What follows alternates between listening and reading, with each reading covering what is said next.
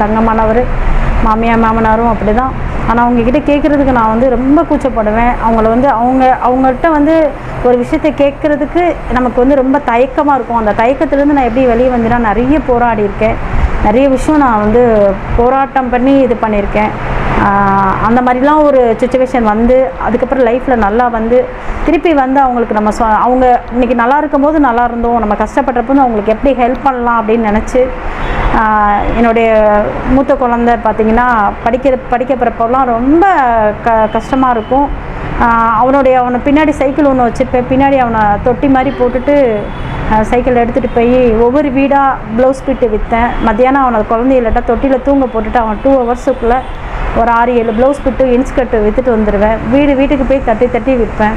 அப்போ போகிறப்ப வந்து அவங்கவுங்க ஃபேமிலி ப்ராப்ளத்தை சொல்லுவாங்க. அப்படியே என்ன பண்ணுவேன்னா அவங்களுக்குள்ளே கேட்டுட்டு அவங்களுக்கு என்ன செஞ்சால் இது சரியாகும்ன்ற